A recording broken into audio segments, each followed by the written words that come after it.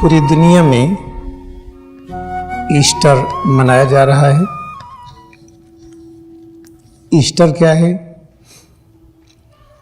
इसी को कहते हैं परमात्मा में भक्ति, इसी को कहते हैं क्रियायोग का अभ्यास, इसी को कहते हैं स्वर्ग की यात्रा। चैतन्य अवस्था में सशरीर अलग अलग नामों से इसी को जाना जाता है। कहते हैं राम की लीला, राम रावण युद्ध और रावण प्रवृत्ति का राम में रूपांतरण, महाभारत कौरव प्रवृत्ति का पांडव में रूपांतरण, फिर पांडव की प्रवृत्ति का कृष्ण में रूपांतरण, जिसे महाभारत कहते हैं। जितने तरह की पूजा पद्धतियाँ, आध्यात्मिक सेलिब्रेशन है, पूजा पद्धति है, सबका एक ही भाव है। समझने में गलती होने के कारण हम उसको अलग अलग मानते हैं। तो ईस्टर का मतलब क्या है, हम आपको बताने जा रहे हैं, और यही क्रियायोग अभ्यास भी है। ईस्टर कहते हैं ऐसा व्यक्ति जो ईष्ट की यात्रा में संलग्न हो गया हो, जिसकी यात्रा पूर्व दिशा में हो गई हो, जो पूर्वाभिमुख हो और निरंतर उस तरफ जाए और पीछे लौटे न, उसको ईस्टर कहते हैं।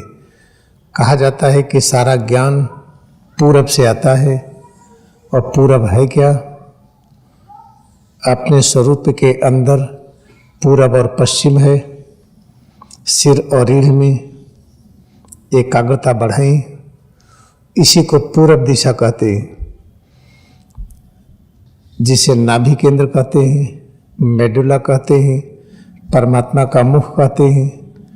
यहाँ पर ज्ञान प्रकट होता है, दृश्य रूप में प्रकट हो जाता है, फिर वही ज्ञान जीवन तरंग के रूप में नीचे की तरफ आता है, और जगह जगह पर ये ज्ञान इकट्ठा होता है, और यहाँ से ये बंटता है। बंटने की क्रिया इस तरह से होती बाहर की तरफ। इसको कहते हैं पश्चिम की यात्रा। और जब हम क्रिया योग ध्यान करते हैं तो जो शक्ति बाहर की ओर ये जा रही है, तो लौट करके अंदर की ओर अधिक प्रेम के साथ वापस लौटती है। इसको कहते पूरब की यात्रा। ये पश्चिम की यात्रा और ये है पूरब की यात्रा। जब पूरब की यात्रा होती है तो सिर और रीढ़ के अंदर वो ज्ञान, वो शक्ति, वो चीज़ बढ़ने लगती है, जिसकी अनुभूति से हम पैगंबर के रूप में रूपांतरित होते हैं। फिर जो शक्ति पूरब में इकट्ठा हुई, फिर उत्तर की दिशा में अच्छी तरह से प्रवाहित होती है, इसी को उत्तराभिमुख कहते हैं। तो ये पूरी घटना क्रिया योग ध्यान करके जब हम अंतर्मुखी होते हैं, फिर अंतर्मुखी होकर ऊर्ध्वमुखी होते हैं, इसी को ईस्टर कहते हैं। पूरब की यात्रा सफल हुई। अगर ये जीवन की तरंगे सिर और रीढ़ की ओर हम वापस न कर सके, और वापस करके हम ऊर्ध्वमुखी न कर सके, तो जो ईस्टर की यात्रा है अधूरी होगी। पता चला हमने अंतर्मुखी किया, लेकिन फिर अल्पकाल में फिर ये बहिर्मुख हो गई, बाहर निकल गई। लेकिन जब अंतर्मुखी करके हम ऊर्ध्वमुखी कर देते हैं, तो पूरब की यात्रा सुनिश्चित हो जाती है कि पश्चिम की यात्रा नहीं होगी। यह एक संक्षेप में जो हम बताने का प्रयास कर रहे हैं। बस क्रिया योग अभ्यास करते जाइए। ईस्टर के अभ्यास में लग गए हैं। अगर बिल्कुल सुनिश्चित हो गया, दिल दिमाग में बैठ गया, लाहिड़ी महर्षि की शिक्षा को स्वीकार कर लिया कि सभी प्रकार की समस्याओं का निदान क्रिया योग ध्यान से करिए, तो ऐसी स्थिति में फिर अपने आप हमारी स्वर्ग की यात्रा शुरू हो जाती है। चैतन्य अवस्था में सशरीर, यानी आँखों से फिर हम जो दिखाई पड़ता है कि स्वर्ग नहीं है, आँखों से स्वर्ग को देखते हैं, कान से स्वर्ग की संगीत सुनते हैं, इंद्रियों से स्वर्ग की अनुभूति करते हैं। ये होता है। और जब हम इसी में जब पश्चिम की यात्रा होती है तो कहा जाता है अपने अंदर कौरों की प्रवृत्ति शक्तिशाली हो रही है। जब पूर्वाभिमुख यात्रा होती है, शरीर के अंदर के क्षेत्र को पूरब का क्षेत्र कहते हैं, तो इसे कहते हैं कि अब कौरों की शक्ति पांडवों की शक्ति में रूपांतरित हो रही है।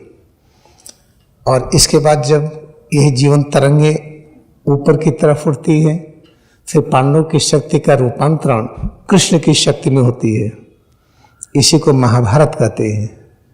ठीक वैसे ही जब शक्ति बाहर की ओर जाती है, बहिर्मुख होती है, तो अपने अंदर रावण प्रवृत्ति प्रकट होती है। और रावण प्रवृत्ति क्या है?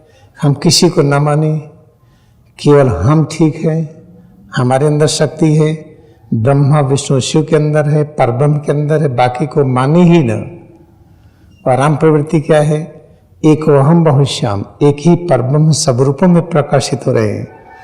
जब बहिर्मुख यात्रा होती है, पश्चिम की ओर होती है, तो रावण प्रवृत्ति का विकास होता है।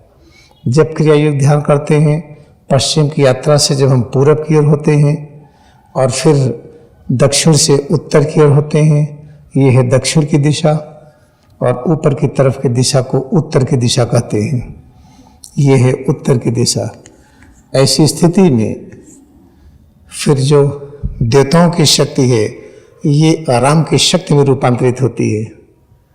तो रावण की शक्ति का राम में रूपांतरण, यही राम रावण युद्ध कहा जाता है।